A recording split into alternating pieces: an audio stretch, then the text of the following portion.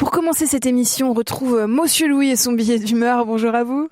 Bonsoir à toutes les auditrices et les auditeurs de RCF Grand Est. Petite question, Bénédicte. S'il existait une épreuve olympique des billets d'humeur, croyez-vous que j'aurais des chances de médaille ? Ah bah ça dépend du nombre de participants, Monsieur Louis. Oui, si on est au moins 3, je serais sur le podium. C'est ça.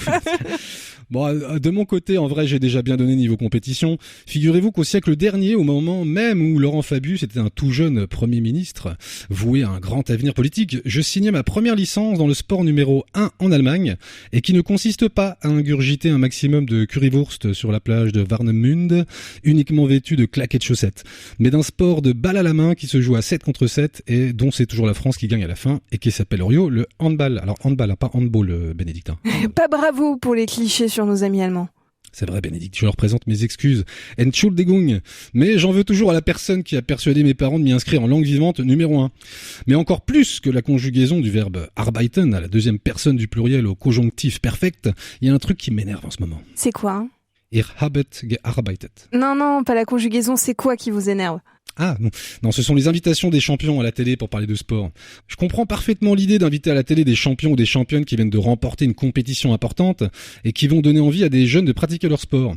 J'ai plus de mal avec les questions des journalistes qui essaient de décrypter la recette de la réussite. Va alors, quel que soit le sport, s'enchaîner automatiquement des phrases contenant les mots effort, discipline, rigueur, sacrifice, blessure, doute, travail, etc.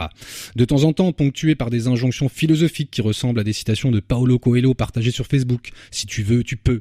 Ta réussite, tu ne le dois qu'à toi-même. Ne laisse personne être un obstacle sur ton chemin. Ou pour les anglophones, le fameux no pain, no gain. Vous avez raison, Monsieur Louis, mais même si ces réponses se ressemblent, elles n'en sont pas moins réelles quand même et légitimes. Du liegst ziemlich richtig, Bénédicte. Mais quittons l'éducation physique et les langues vivantes pour faire un peu de mathématiques. En 2023, la Fédération française de handball déclarait avoir délivré 456 086 licences, dont presque un demi-million de personnes en France pratiquant le hand. Parmi elles, 392 vivent de leur sport en jouant pour des clubs professionnels, soit 0,08% de l'ensemble des licenciés. Parmi ces 392 professionnels, seules 15 d'entre elles seront choisies pour représenter la France aux Jeux Olympiques, soit 0,003% de l'ensemble des licenciés en France. On parle donc d'une ultra-élite, aux qualités sans doute exceptionnelles, mais aussi au caractère physique héréditaire, puisque une récente étude de Juliana Antero-Jacquemin, menée à l'Institut de recherche biomédicale et d'épidémiologie du sport, a démontré qu'un participant au JO a 2 fois plus de chances d'être médaillé lui-même s'il a dans sa famille quelqu'un qui a été médaillé. Et quand je croise dans les couloirs de la radio le regard torve d'Antoine, le technicien de RCF Nancy, je constate qu'effectivement on ne part pas avec les mêmes chances dans la vie. Parfois ces anciens sportifs deviennent même ministres des sports parce que sous prétexte qu'ils ou elles ont passé 20 ans à ne faire que courir après un chronomètre entre 2 piqûres de vitamines, ces gens pensent savoir comment résoudre la crise du bénévolat de la Méca Lake de Neuve-Maison. Et qui vont nous servir leur discours de winner, qui ont leur définition de la réussite, alors que pour moi, la quarantenaire qui souffre de douleurs fibromyalgiques et qui arrive à sortir de chez elle pour se sociabiliser, je trouve qu'elle a plus de mérite que toutes les victoires écrasantes de Teddy Riner.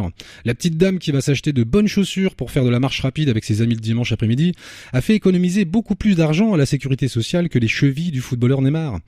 En mars, les médias français se demandaient si la France était un pays de sport. En avril, la réponse semble être oui, si l'on accepte un système élitiste matiné d'un discours ultralibéral, plutôt que d'appeler à un investissement massif dans des infrastructures et l'accès au sport pour toutes et tous. Et vous savez quoi, Bénédicte ? Jemandem auf den Keks gehen. À presque lundi prochain. Merci beaucoup, Monsieur Louis. À presque lundi prochain. Allez, on passe tout de suite au grand entretien de ce jour.